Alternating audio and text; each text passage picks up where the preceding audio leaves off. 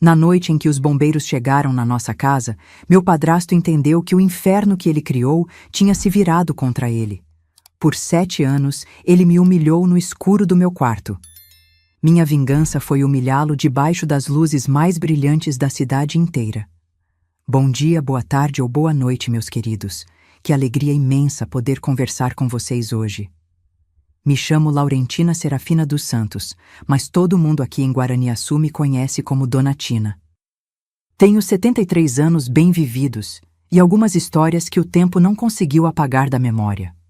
Nasci em Ibiporã, no Paraná, mas faz quase 30 anos que me estabeleci aqui nesse cantinho abençoado de Guaraniaçu, onde encontrei paz depois de tanto sofrimento. Hoje em dia, minha vida é simples e tranquila. Toda manhã, acordo com o sol nascendo, faço meu cafezinho no fogão, a lenha que teimo em manter. Café no fogão, a gás não tem o mesmo gosto, vocês sabem disso, né? Depois, vou cuidar das minhas plantas. Tenho um quintal cheio de ervas medicinais e flores coloridas, que são meu xodó. Cada plantinha tem seu nome e sua história. Converso com elas enquanto rego, acreditem vocês se quiser, mas plantas escutam a gente, viu? Nas terças e quintas, dou aula de bordado na Associação de Mulheres aqui da cidade. Comecei isso há uns 15 anos, quando a dona Madalena da farmácia me viu fazendo um pano de prato todo enfeitado e me perguntou se eu não queria ensinar as outras senhoras. No começo, era só um grupinho pequeno, 5 ou 6 mulheres. Hoje, temos mais de 20 alunas de todas as idades. Tem até moça jovem que vem aprender. Diz que é terapia para a ansiedade. E não é que funciona mesmo? Enquanto bordo, gosto de contar histórias da vida. As meninas ficam tudo de olho arregalado quando começo a falar. Dona Tina tem cada causo, elas dizem. E é verdade, minha vida dava um livro, daqueles grossos que a gente precisa de 2 dias para terminar de ler. Mas antes de continuar minha história, queria fazer um pedido especial para vocês que estão me assistindo. Me contem aqui nos comentários. De qual cidadezinha vocês estão me assistindo? E em que horinha do dia vocês encontraram esse vídeo? De manhãzinha com o café, depois do almoço ou já de noitinha? Eu sempre leio todos os comentários e fico tão feliz em saber de onde vocês são e quando tiram um tempinho do dia para ouvir as histórias dessa vovó aqui. Me conta, viu? Vamos criar uma corrente de carinho. Sabem, meus queridos, nem sempre minha vida foi esse mar de rosas que é hoje. Teve um tempo em que vivi um pesadelo dentro da minha própria casa. Um tempo que me fez conhecer o que há de pior no ser humano, mas que também me ensinou sobre a força que a gente nem imagina que tem dentro de si. É dessa força que quero falar hoje, da força de uma menina que precisou crescer rápido demais para sobreviver. A história que vou contar não é fácil de ouvir, nem foi fácil de viver. É uma história sobre como uma menina de 14 anos encontrou um jeito de se livrar do monstro que vivia debaixo do mesmo teto que ela, usando apenas a inteligência e a coragem que Deus lhe deu. Porque às vezes, meus queridos, é nas situações mais difíceis que descobrimos do que somos capazes.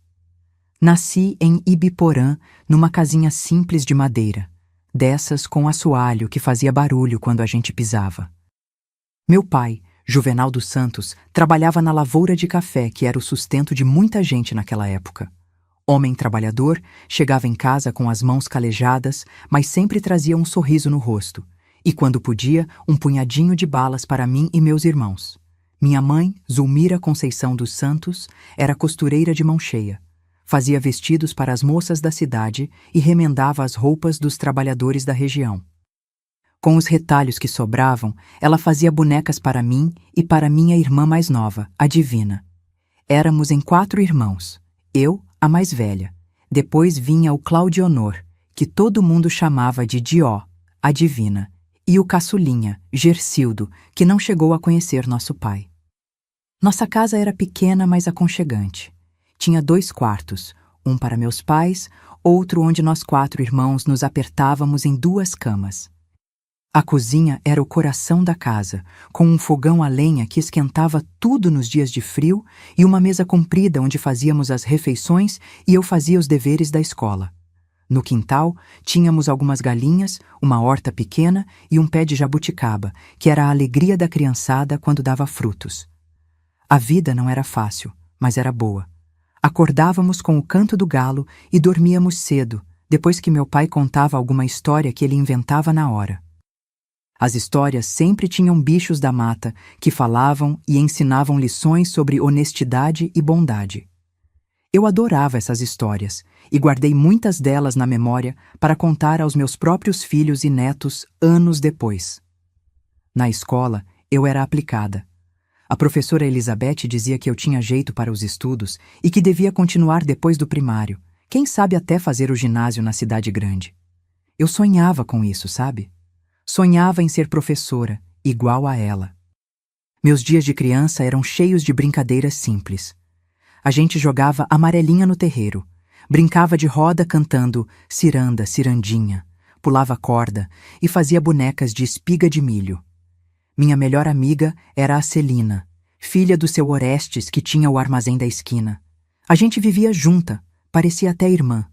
Ela me ensinava a fazer tranças no cabelo e eu ensinava ela a bordar, arte que aprendi com minha mãe desde os 6 anos de idade. Aos domingos, íamos todos à missa na igrejinha de São Benedito. Depois, quando dava, tomávamos sorvete na pracinha. Era um luxo raro, mas meu pai fazia questão sempre que podia. Dia de domingo é dia de alegrar o coração, ele dizia. Foi justamente num domingo, quando eu tinha 9 anos, que minha vida começou a mudar. Lembro como se fosse hoje. Estávamos voltando da missa quando meu pai começou a tossir, uma tosse feia que não parava. Minha mãe ficou assustada, mas ele disse que não era nada, só poeira da estrada. Mas não era poeira, não. No dia seguinte, a tosse veio acompanhada de febre alta. Em uma semana, meu pai estava acamado, com uma pneumonia que os remédios do Dr. Vicente, único médico da cidade, não conseguiam curar. Naquele tempo, o hospital mais próximo ficava em Londrina, a quase 40 quilômetros de distância. Quando finalmente conseguimos levar meu pai até lá, já era tarde demais. A doença tinha tomado conta dos pulmões dele. Ele ficou internado por 2 semanas, definhando dia após dia, até que seu corpo não aguentou mais. Eu tinha acabado de completar 10 anos quando me tornei meio órfã. A morte do meu pai deixou um buraco enorme na nossa família. De repente, minha mãe se viu sozinha com 4 filhos para criar. O Dió, que tinha apenas 8 anos, tentava ajudar fazendo bicos na roça, mas ganhava uma mixaria. Minha mãe costurava dia e noite, os olhos quase fechando de tanto sono, mas mesmo assim o dinheiro mal dava para comprar comida. Foi nessa época que começamos a passar necessidade de verdade. Teve dias que jantávamos apenas canjiquinha rala, com um pouquinho de banha. Minha mãe sempre dizia que estava sem fome para que sobrasse mais para nós, mas eu via ela ficando cada dia mais magra, mais abatida. Os olhos dela, que antes brilhavam quando meu pai chegava em casa, agora estavam sempre vermelhos de tanto chorar escondido. 1 ano depois da morte do meu pai, minha mãe conheceu o Ademar Figueiredo numa festa de São João. Ele era caminhoneiro, transportava produtos agrícolas para São Paulo e outras cidades grandes. Um homem alto, de fala mansa e jeito simpático. Começou a aparecer lá em casa trazendo presentes, um pacote de bolacha recheada para nós crianças, um corte de tecido bonito para minha mãe. Dizia que queria ajudar uma viúva tão bonita e trabalhadora. Minha mãe, coitada, via nele uma tábua de salvação para nossa família que afundava em dívidas. 6 meses depois, eles se casaram numa cerimônia simples, na mesma igreja onde tínhamos velado meu pai. Lembro que a divina chorou o tempo todo, dizendo que não queria outro pai. O Dió ficou de cara fechada, sem falar com ninguém. Só o Gercildo, que era muito pequeno e mal se lembrava do nosso pai verdadeiro, pareceu contente com a novidade. Quanto a mim, sentia algo estranho no estômago, como um pressentimento ruim, mas não sabia explicar o quê. Afinal, o Ademar sempre foi educado comigo, até me deu um caderno novo para a escola, coisa que eu não tinha há muito tempo. Na primeira semana depois do casamento, tudo parecia bem. Ademar ajudou a consertar o telhado que pingava quando chovia, trocou algumas tábuas podres do assoalho, até pintou a cerca do quintal. Minha mãe sorria de novo, e isso me deixava feliz. Mas logo as coisas começaram a mudar. Foi sutil no começo, quase imperceptível. Um olhar mais demorado na minha direção durante o jantar. Um elogio que me deixava desconfortável. A mão que, sem querer, tocava meu ombro ou meu cabelo quando minha mãe não estava olhando. O tempo foi passando e aqueles olhares e toques acidentais do Ademar foram ficando mais frequentes, mais atrevidos. Eu tinha 12 anos quando as coisas pioraram de vez. Lembro bem porque foi logo depois da minha primeira menstruação. Minha mãe tinha me explicado o básico, me dado uns panos que ela mesma costurou para eu usar e disse que agora eu estava virando moça. Foi como se aquilo tivesse acendido uma luz nos olhos do meu padrasto. Uma luz que me gelava por dentro. Naquele tempo, nossa casa já tinha passado por algumas mudanças. Ademar convenceu minha mãe que precisávamos de mais espaço, então ele mesmo construiu mais um quarto nos fundos. Os meninos ficaram num quarto, eu e a Divina em outro. Ele dizia que eu, como a mais velha, precisava de privacidade agora que estava ficando moça. Mal sabia eu que aquela privacidade era a coisa que eu menos teria nos anos seguintes. Tudo começou numa noite em que minha mãe precisou ficar no hospital com o Gersildo, que tinha pegado uma pneumonia brava. Ademar ficou em casa conosco. Depois que o Dió e a Divina dormiram, ele veio até meu quarto com uma desculpa qualquer, dizendo que estava preocupado comigo, que eu andava muito calada. Se sentou na beira da minha cama, passou a mão no meu cabelo. Eu estava deitada, encolhida como um bichinho assustado, o coração batendo tão forte que achei que ia sair pela boca. Laurentina, você sabe que eu gosto muito de você, né? Ele disse com aquela voz mansa dele. Você é a filha mais velha, a mais responsável. Sua mãe tem muito orgulho de você, e eu também. Não consegui responder. Tinha um nó na minha garganta. Você já tá virando moça. Tão bonita. Precisa aprender umas coisas da vida. A mão dele desceu do meu cabelo para meu ombro, e depois mais para baixo. Fechei os olhos com força, fingindo que estava dormindo. Talvez se ele achasse que eu tinha pegado no sono, iria embora. Mas não foi isso que aconteceu. O que aconteceu naquela noite, e em tantas outras depois, é algo que eu não consigo descrever com palavras. Não é que não me lembre, lembro de cada detalhe, cada cheiro, cada som. É que tem coisas que são difíceis demais até de pronunciar, que doem só de pensar. Aquela foi a primeira de muitas noites em que o Ademar vinha ao meu quarto quando todos estavam dormindo. No começo, ele era cuidadoso para não deixar marcas, para não fazer barulho.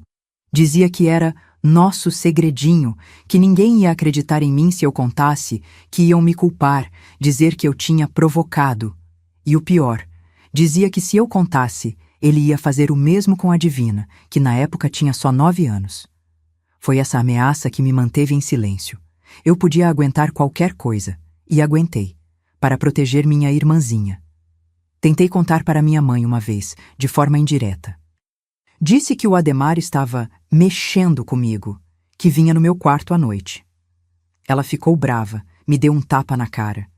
Disse que eu estava inventando coisas, que devia ter vergonha de falar assim do homem que estava sustentando nossa família, que sem ele estaríamos todos passando fome. Naquele dia, entendi que estava sozinha nessa luta. O Dió, meu irmão, começou a desconfiar de alguma coisa quando eu tinha uns 13 anos. Ele me via chorar escondido, notava os olhares de pavor que eu lançava para o Ademar. Uma noite, ele me perguntou direto: "Ele tá fazendo alguma coisa com você, não tá?" Não precisei responder. Meu silêncio e minhas lágrimas disseram tudo. Meu irmão, que na época tinha só 11 anos, quis confrontar o Ademar. Implorei que não fizesse isso. Ele é muito mais forte que você, Dió. Vai te machucar. E depois vai ser pior para mim. Ele entendeu, mas passou a tentar me proteger do jeito dele. Inventava desculpas para ficar perto de mim à noite. Dizia que estava com medo de temporal e vinha dormir no chão do meu quarto. Funcionava às vezes, mas não sempre. Na escola, meu rendimento começou a cair. Eu, que sempre tinha sido boa aluna, agora mal conseguia me concentrar. Dormia na carteira porque passava as noites em claro, com medo. A professora Elizabeth chamou minha mãe para conversar. Disse que estava preocupada comigo, que eu parecia assustada o tempo todo, que tinha perdido o brilho nos olhos.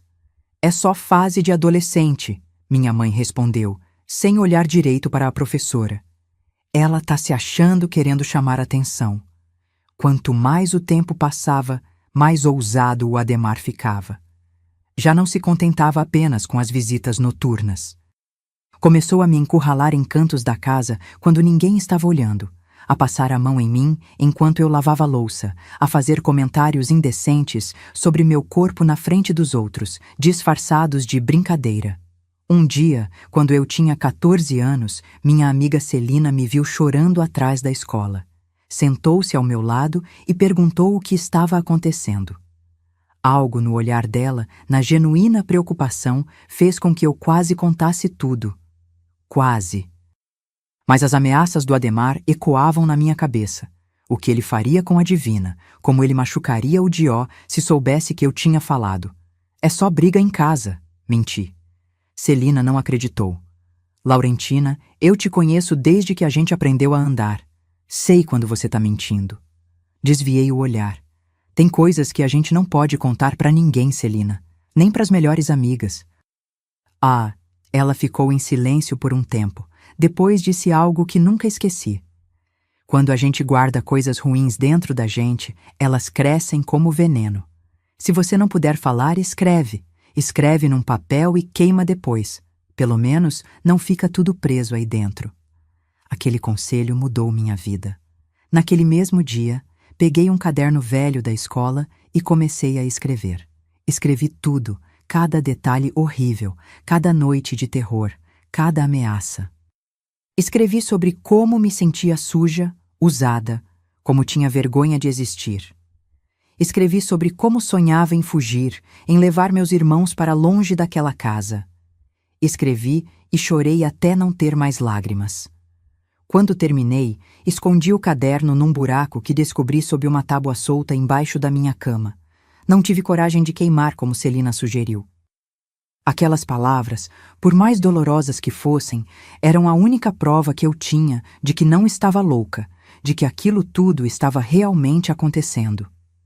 As visitas noturnas do Adhemar começaram a seguir um padrão. Toda vez que ele voltava de viagem, depois de passar alguns dias na estrada com o caminhão, a primeira noite era a pior. Era como se ele tivesse guardado toda a maldade para despejar de uma vez. Essas eram as noites que eu mais temia. Com o tempo, aprendi alguns truques para tentar me proteger. Dormia com várias camadas de roupa.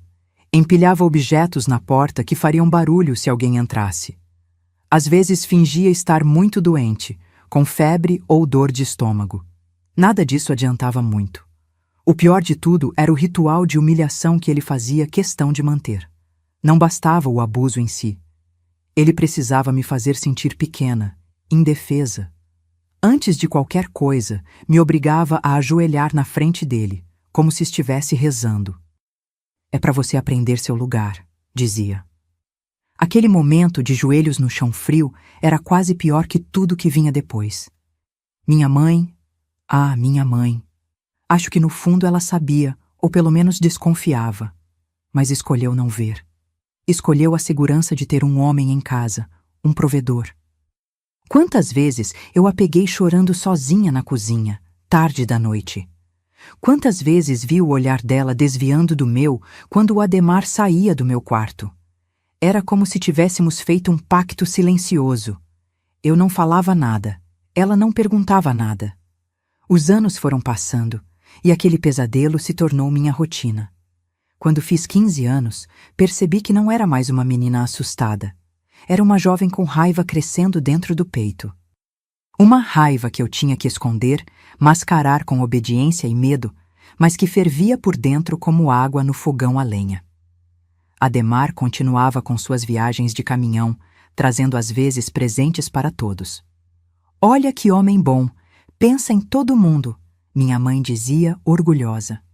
Para os outros, ele dava doces, brinquedos baratos, fitas de cabelo. Para mim, guardava outras coisas que aconteciam quando todos dormiam. O ritual continuava o mesmo. Ele entrava no meu quarto, mandava eu me ajoelhar e depois vinha o inferno que durava minutos que pareciam uma eternidade. Com o tempo, deixei de chorar.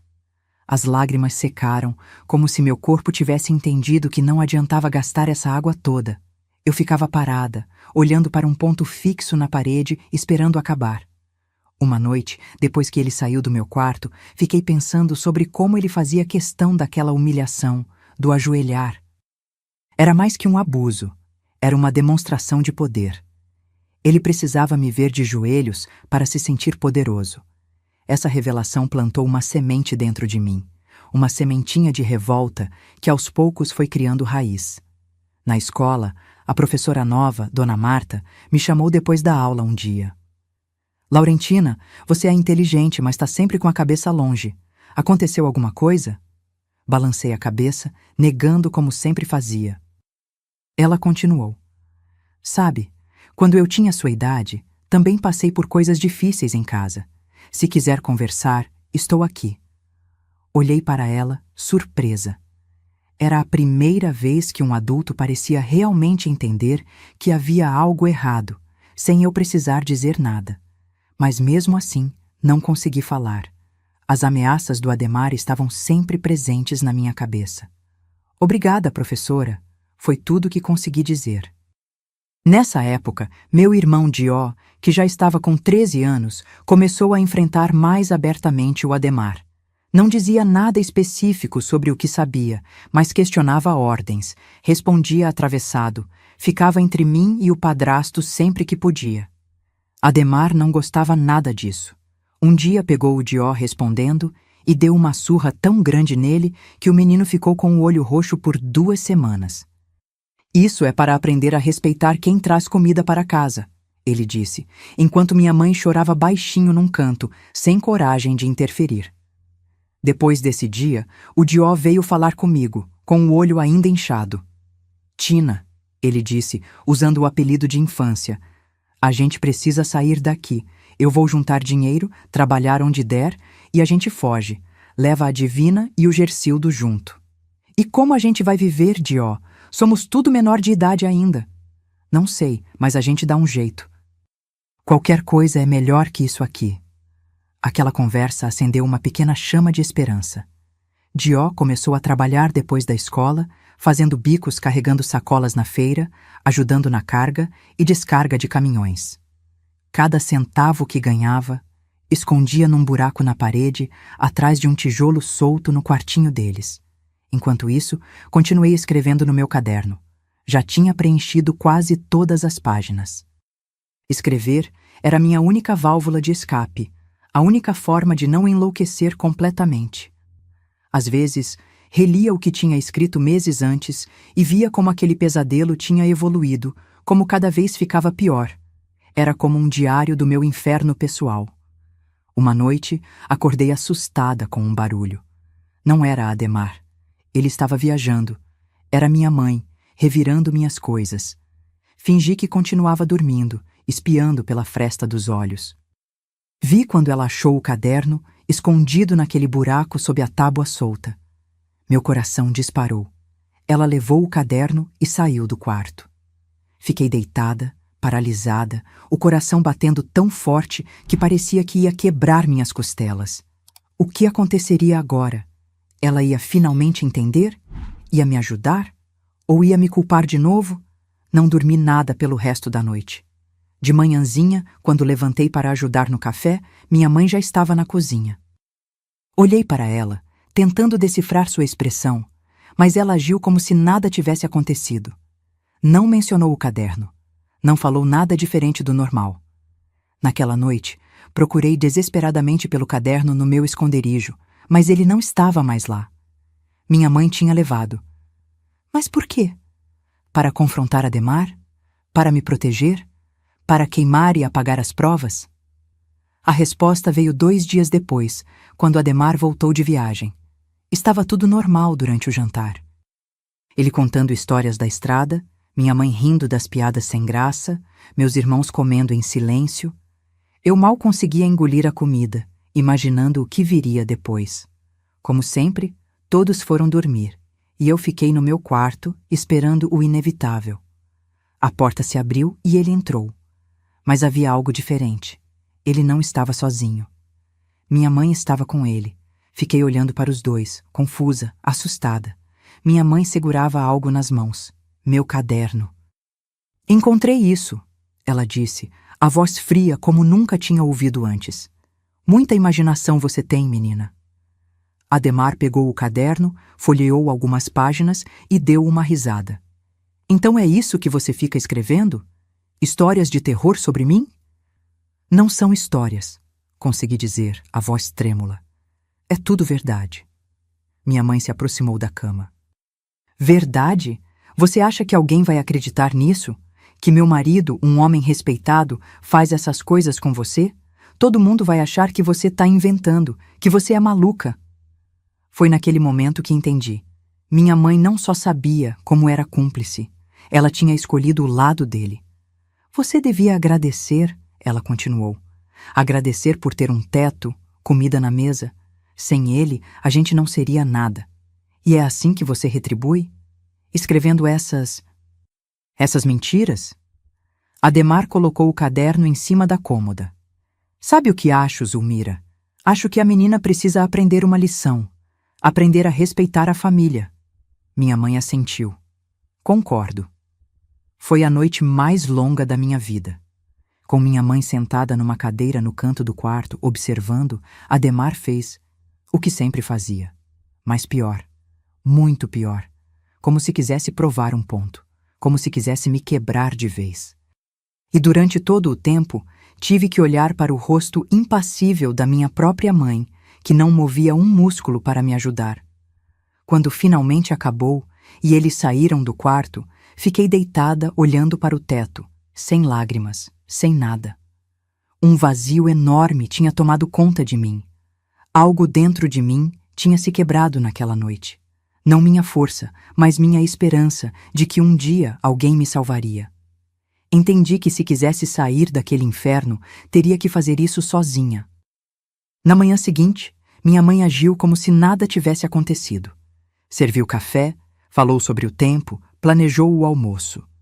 O caderno estava em cima da mesa da cozinha, exposto, como um troféu doentio da vitória dele sobre mim. Quando todos saíram, Ademar para o trabalho, minha mãe para levar os menores na escola e Dió para um de seus bicos, peguei o caderno. Pensei em queimá-lo, em destruir aquela prova da minha humilhação. Mas algo me impediu. Em vez disso, sentei-me à mesa e comecei a folhear as páginas, relendo meu próprio sofrimento, escrito com letra trêmula de adolescente. Foi ali, naquela mesa, com o sol entrando pela janela da cozinha, que tive uma ideia. Uma ideia terrível e brilhante ao mesmo tempo. Se aquele caderno tinha sido usado contra mim, talvez eu pudesse usá-lo também. Não como prova. Ninguém acreditaria mesmo. Minha mãe estava certa nisso, mas como inspiração. Na garagem, onde Ademar guardava suas coisas de trabalho, havia várias ferramentas e produtos. Entre eles, um tubo grande de cola industrial, dessas fortes que ele usava para pequenos reparos no caminhão. Uma cola que, segundo ele mesmo dizia, gruda até a alma no lugar. Peguei o caderno e escrevi uma última entrada. Mas essa não era sobre o passado. Era sobre o futuro. Sobre como eu faria aquele homem pagar por cada noite de terror que me fez passar. Sobre como usaria contra ele a própria humilhação que tanto gostava de me impor. Aquela noite, depois do que aconteceu com minha mãe e o caderno, não consegui dormir. Fiquei olhando pela janela, vendo as estrelas no céu de Ibiporã, pensando que em algum lugar, sob o mesmo céu, existiam pessoas vivendo vidas normais, sem medo de adormecer em suas próprias camas. Decidi que eu também merecia essa vida. Passei os 3 dias seguintes observando a rotina de Ademar com uma atenção que nunca tinha dedicado antes. Notei como ele guardava certas coisas sempre no mesmo lugar, como tinha rituais antes de dormir e depois de acordar. E principalmente observei onde guardava aqueles objetos que usava nas suas visitas noturnas. Numa gaveta da cômoda do quarto dele e da minha mãe, havia uma caixinha de madeira. Uma vez, quando ninguém estava em casa, tive a coragem de olhar dentro dela.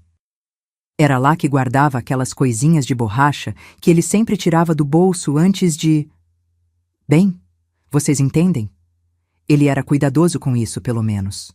Talvez o único cuidado que tinha. Foi então que o plano começou a tomar forma na minha cabeça. Não precisaria de armas ou venenos. A ferramenta da minha libertação já estava ali, na garagem, naquele tubo de cola industrial. Uma cola tão forte que, segundo o próprio Adhemar, nem água quente tira. Tinha que esperar o momento certo. Uma noite em que minha mãe não estivesse em casa, em que pudesse agir sem interrupções. A oportunidade surgiu mais rápido do que eu esperava. Tia Jurema, irmã da minha mãe que morava em Londrina, teve um derrame. Não era grave, mas precisava de alguém para ajudar nos primeiros dias em casa depois do hospital. Minha mãe decidiu que iria, levando o Gersildo e a Divina com ela. Dió ficaria para seus trabalhos e eu ficaria para cuidar da casa. Não se preocupe, Adhemar disse para minha mãe enquanto ela arrumava a mala. Eu cuido da Laurentina. O olhar que trocaram disse tudo o que eu precisava saber sobre o que aquilo significava. No dia em que minha mãe partiu, esperei até Dió sair para o trabalho e Adhemar ir para a oficina onde seu caminhão estava sendo consertado. Com a casa vazia, fui até o quarto deles e abri a gaveta. A caixinha estava lá, como sempre. Tirei um daqueles pacotinhos, apenas um, para não levantar suspeitas, e o levei comigo até a garagem. Com o coração batendo como um tambor de escola de samba, peguei o tubo de cola industrial. Li as instruções com cuidado. Perigo. Causa aderência imediata e permanente em contato com a pele. Use luvas de proteção. Encontrei um par de luvas velhas de jardinagem e as coloquei. Com muito cuidado, abri o pacotinho e coloquei apenas algumas gotas da cola dentro dele, espalhando bem nas bordas internas. Depois, selei novamente, exatamente como estava antes. Coloquei-o de volta na caixinha, no exato mesmo lugar onde estava. O resto do dia passou num borrão de ansiedade e medo. E se ele descobrisse antes? E se não funcionasse? E se funcionasse? O que aconteceria depois? Não tinha respostas. Só sabia que não podia mais viver daquele jeito. Dió voltou primeiro do trabalho. Preparei o jantar para nós dois, como sempre fazia. Ele notou que eu estava diferente. O que foi, Tina? Tá com uma cara esquisita. Não é nada, respondi, tentando parecer normal. Só preocupada com a tia Jurema. Ele pareceu acreditar, ou pelo menos fingiu acreditar. Depois do jantar, fui para o meu quarto mais cedo, dizendo que estava com dor de cabeça. Na verdade, não queria estar perto quando Adhemar chegasse. Não sabia se conseguiria olhar para ele sem que meu rosto entregasse tudo. Deitei na cama, esperando. Ouvi quando Adhemar chegou, quando conversou brevemente com o Dió, quando foi tomar banho. Cada som da casa parecia amplificado naquela noite. O ranger das tábuas do assoalho, a água correndo nos canos, até mesmo o vento nas folhas da jabuticabeira lá fora.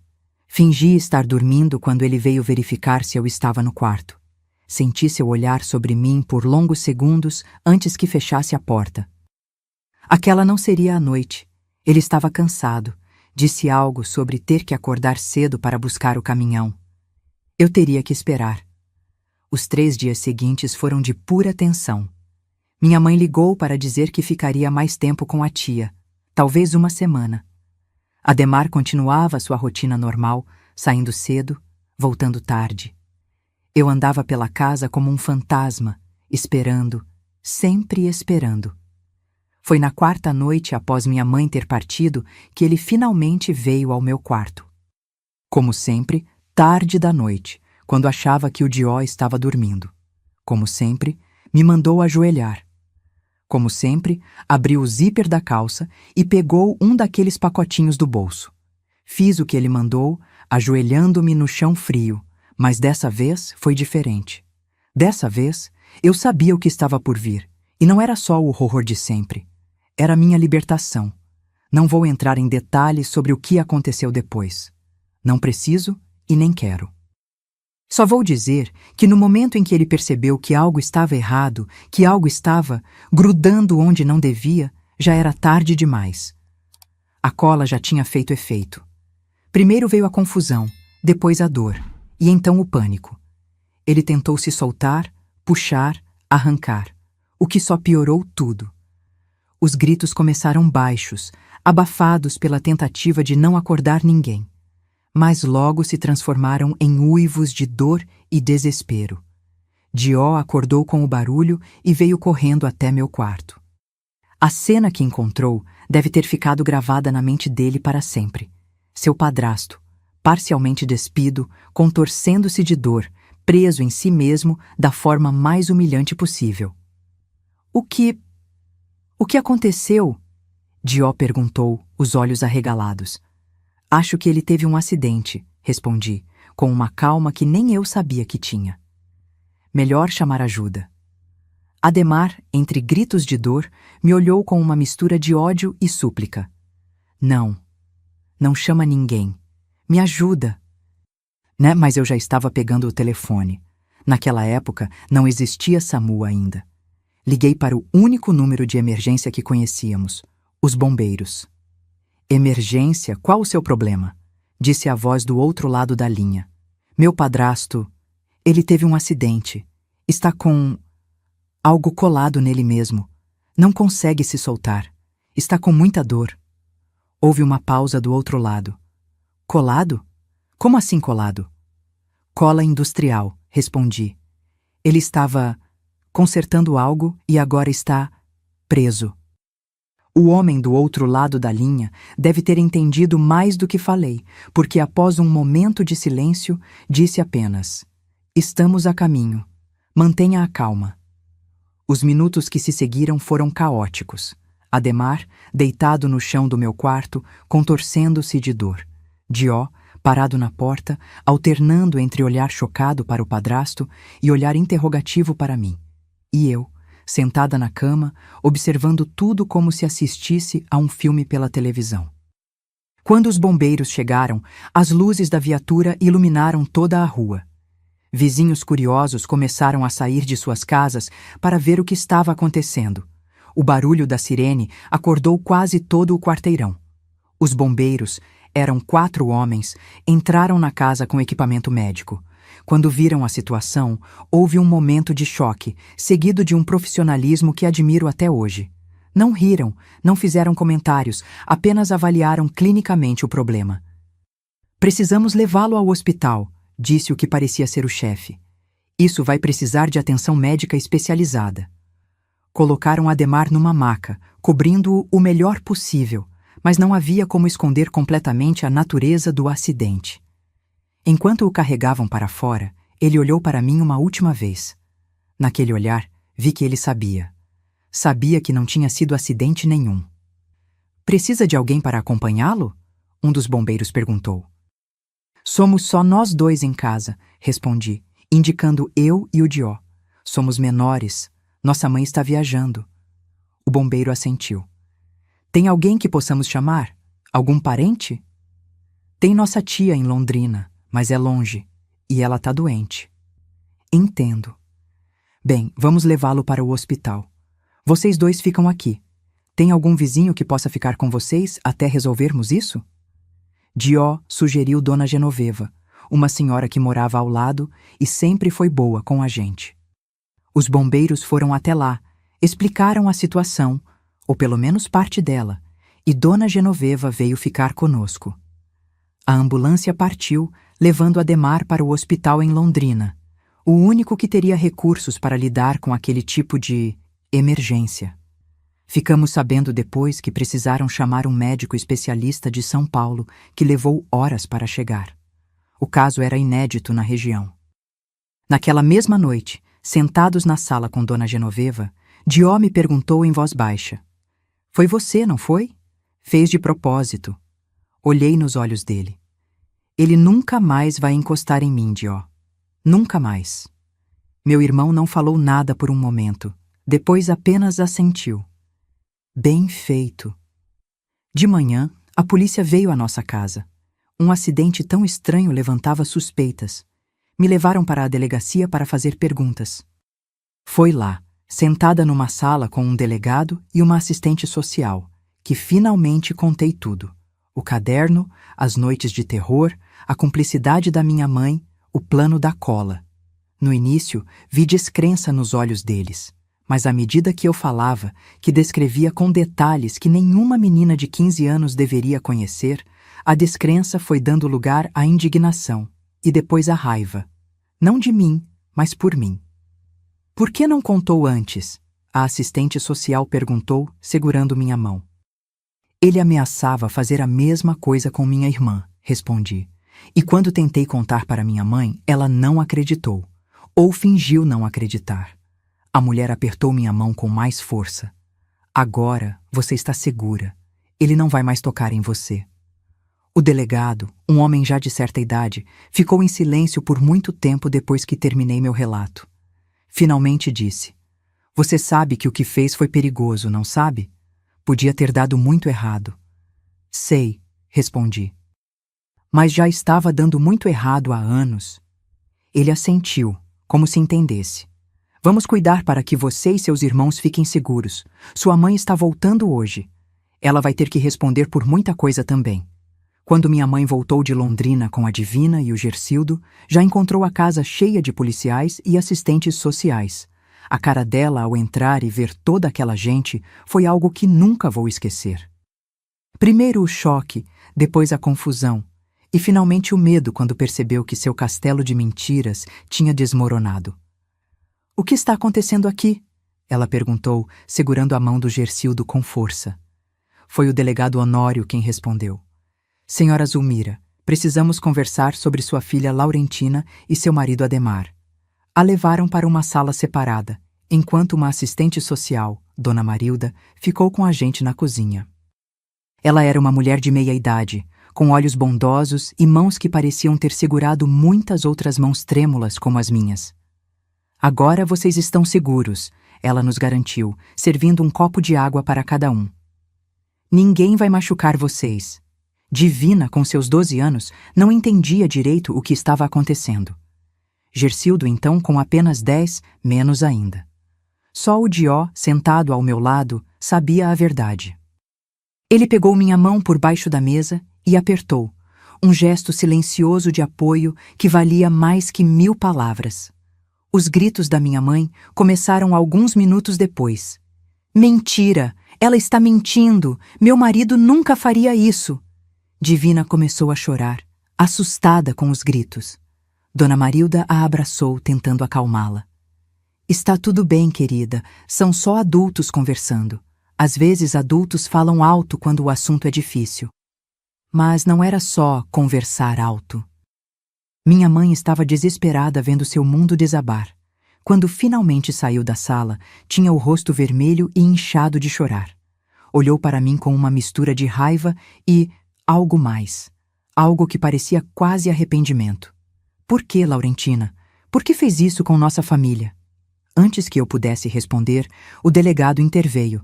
Senhora, as evidências são claras. O depoimento da sua filha, as declarações médicas sobre o estado do seu marido, até mesmo o caderno que encontramos na casa. Tudo confirma o abuso sistemático. Caderno? Que caderno? Ela perguntou confusa. O caderno onde sua filha escreveu sobre tudo o que acontecia. Aquele mesmo que você mostrou ao seu marido para humilhá-la.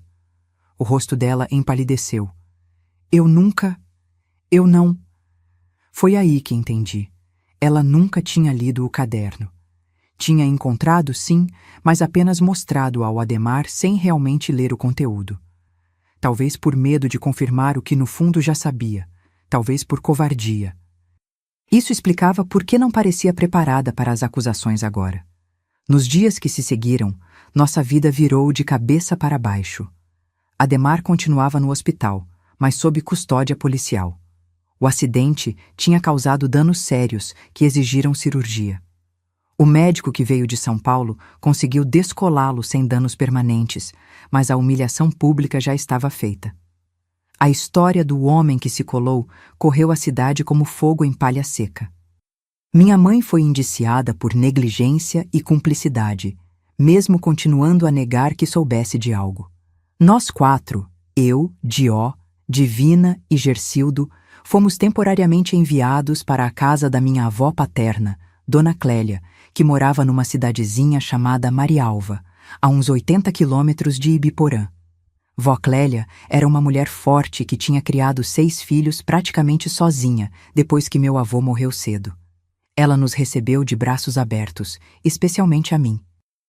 Minha netinha valente, ela dizia, acariciando meu cabelo. Você fez o que precisava fazer para se defender. Não tenha vergonha disso. Foi ela quem me ajudou a entender que o que tinha acontecido não era minha culpa, que eu não tinha provocado nada, como Adhemar sempre dizia, que eu era apenas uma criança que tinha sido vítima de um monstro e agora estava livre. O julgamento de Adhemar aconteceu 6 meses depois. Eu tive que testemunhar, contar tudo de novo na frente de um juiz e outras pessoas. Foi difícil, mas fiz. Levei o caderno comigo. O mesmo que tinha sido usado contra mim agora era a principal prova contra ele. Cada palavra que escrevi naquelas páginas, cada noite de terror documentada, serviu para condená-lo. Ele pegou 15 anos de prisão. Minha mãe teve um julgamento separado. Ela continuava negando que soubesse, mas as evidências contra ela eram fortes. O depoimento do Dió sobre como ela agia, sobre as noites em que a encontrávamos chorando na cozinha, sobre como ignorava sinais óbvios. No fim, ela foi condenada a 3 anos, mas conseguiu regime aberto por não ter antecedentes. Nossa vida na casa da vó Clélia foi um recomeço. Pela primeira vez em anos, eu conseguia dormir sem medo. A casa dela era pequena, mas aconchegante. Tinha um quintal com árvores frutíferas onde passávamos as tardes. Ela nos matriculou na escola local e insistiu que continuássemos estudando. Estudo é a única coisa que ninguém pode tirar de vocês, ela dizia. E estava certa. Eu tinha 16 anos nessa época e estava 2 anos atrasada na escola por causa de todo o trauma que tinha passado. Mas com o apoio da vó Clélia e dos professores da nova escola, consegui me recuperar. Comecei a tirar boas notas de novo, principalmente em português e literatura. Escrever, que antes era minha fuga, agora se tornava minha paixão. A professora Olga, de literatura, foi quem primeiro notou meu talento. Laurentina, você escreve de um jeito que faz a gente sentir as palavras. Ela me disse um dia, depois de ler uma redação minha. Já pensou em ser escritora? Nunca tinha pensado nisso. Na verdade, nunca tinha pensado muito no futuro. Durante anos, vivi apenas um dia de cada vez, tentando sobreviver. Mas agora, livre daquele pesadelo, novas possibilidades se abriam. Quando fiz 18 anos, recebi uma notícia que mudou minha vida. Tinha sido aprovada com bolsa integral para estudar letras na Universidade Estadual de Londrina. A alegria da avó Clélia foi tanta que ela fez um jantar especial, com direito a bolo de chocolate e tudo. Estão vendo, meus filhos? Ela disse para meus irmãos durante o jantar. A Laurentina mostrou que a gente sempre pode recomeçar, não importa o quanto a vida tenha sido dura.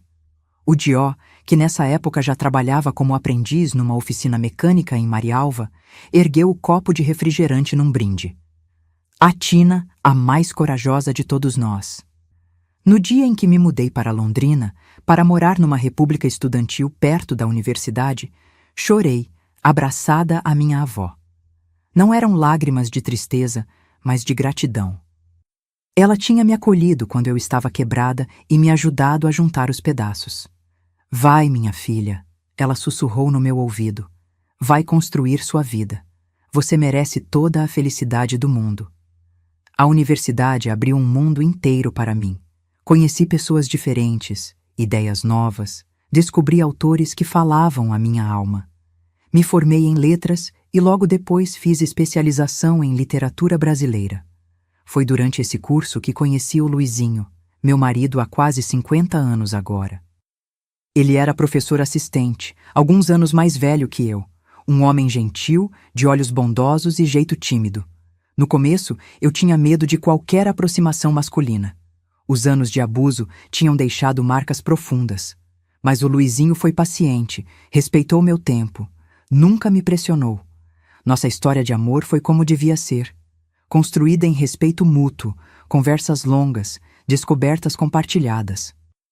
Quando ele me pediu em casamento, 2 anos depois de nos conhecermos, eu já não tinha dúvidas. Este era um homem com quem eu queria construir uma vida. Casei aos 24 anos, numa cerimônia simples na igreja de Marialva, com a avó Clélia chorando de emoção na primeira fila. Minha mãe não foi convidada. Após cumprir sua pena, ela tinha se mudado para o Mato Grosso e raramente mantínhamos contato. Meus irmãos seguiram caminhos diferentes, mas sempre unidos. Dió se tornou um mecânico respeitado em Marialva, casou-se com a filha do patrão e teve 3 filhos. Divina formou-se professora e foi dar aulas numa escola rural perto de Maringá. Gercildo, o caçula, foi o mais longe, estudou agronomia e hoje trabalha numa multinacional em São Paulo. Eu e Luizinho decidimos nos mudar para o Amazonas em 1985, quando ele recebeu um convite para lecionar na Universidade Federal do Amazonas, em Manaus. Foi uma mudança e tanto, do sul para o norte do país, do frio para o calor, dos campos para a floresta. Mas nos adaptamos e amamos a nova vida. Em 1995, depois de 10 anos em Manaus, decidimos nos aposentar e nos mudar para uma cidade menor e mais tranquila. Foi assim que viemos parar em Guaraniaçu, onde estou até hoje. Luizinho faleceu há 5 anos, vítima de um infarto enquanto dormia. Foi uma partida tranquila, como ele merecia. Hoje, aos 73 anos, tenho uma vida tranquila e abençoada aqui em Guaraniaçu. Minha casinha fica numa rua calma, com um quintal generoso onde cultivo minhas ervas medicinais e flores. Tenho um pé de jabuticaba, igualzinho ao da minha infância, que plantei quando me mudei para cá. Demorou anos para dar frutos, mas valeu a espera. Toda vez que como uma jabuticaba, é como se voltasse no tempo e fosse de novo aquela menina despreocupada antes de tudo acontecer. Meu dia começa cedinho com o cantar dos passarinhos. Levanto, faço meu café no fogão a lenha que teimo em manter, mesmo tendo um fogão a gás novinho que meu filho mais velho me deu de presente. Dizem que sou teimosa, mas é que café no fogão, a lenha tem outro sabor, não é mesmo? Tem gosto de memória boa, de aconchego. Depois do café, vou cuidar das minhas plantinhas. Tenho de tudo um pouco. Hortelã para chá digestivo, alecrim para temperar galinha, camomila para acalmar os nervos, erva cidreira para o coração. Cada uma tem seu cantinho especial, cada uma recebe água e conversa. Porque planta é como gente, gosta de atenção e carinho. Tenho 3 filhos maravilhosos, o Bento, que é engenheiro e mora em Curitiba, a Marisa, professora como eu fui, que mora aqui mesmo em Guaraniaçu, e o caçula, Joaquim, que seguiu os passos do pai e leciona história na Universidade de Maringá. E 6 netos que são a luz dos meus olhos. 2 já estão na faculdade, imagina só. Como o tempo voa. Às terças e quintas, como contei antes, dou aula de bordado na Associação de Mulheres.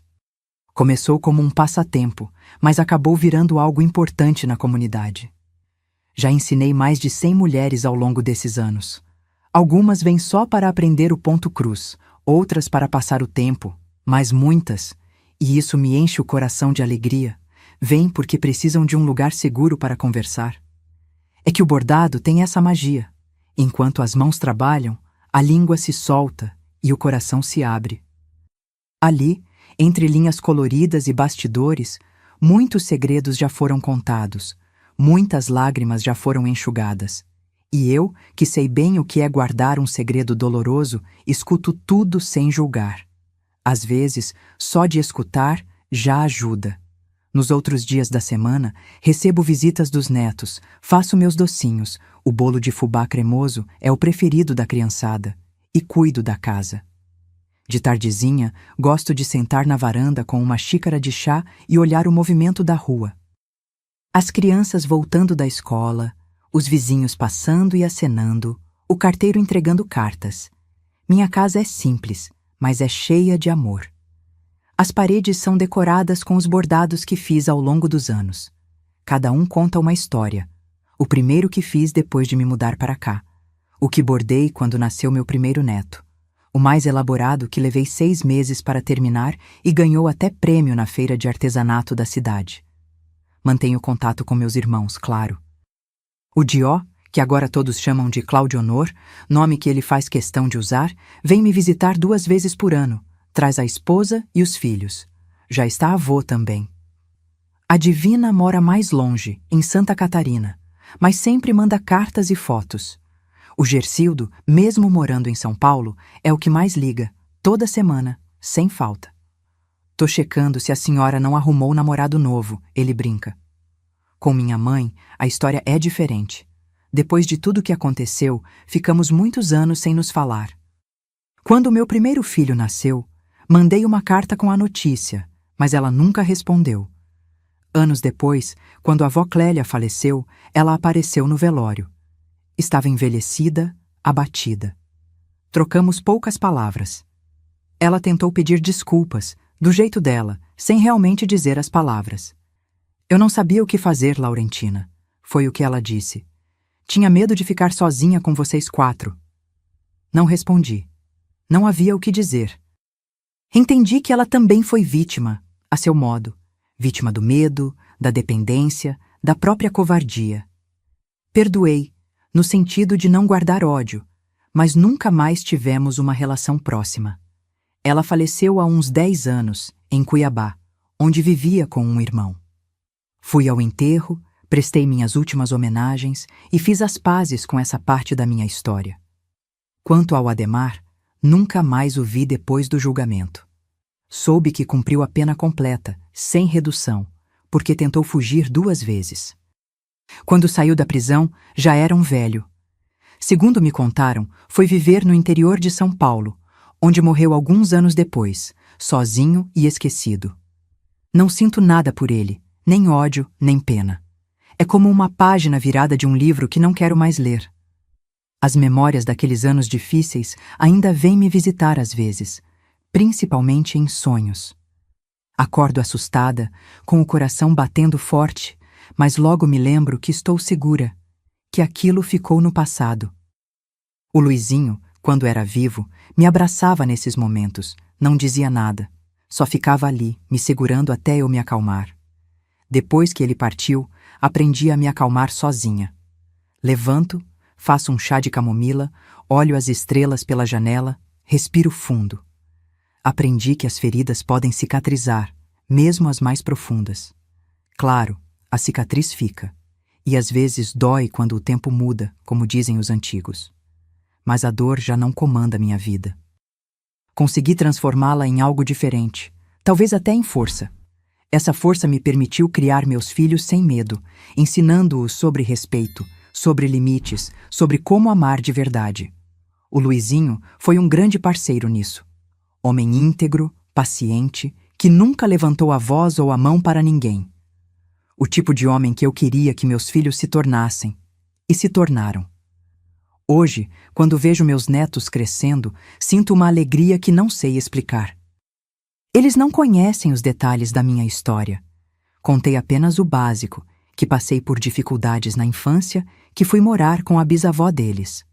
O resto, um dia, quando forem mais velhos, talvez contem.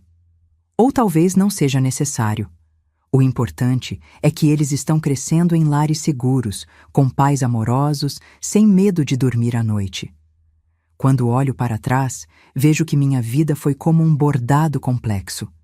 De longe, é bonito, com padrões e cores que se harmonizam. De perto, dá para ver os nós, as emendas, os pontos que saíram tortos. Mas é justamente essa combinação que torna cada bordado único, não é mesmo? Se pudesse dar um conselho para a menina assustada que fui um dia, diria: aguente firme, porque vai valer a pena.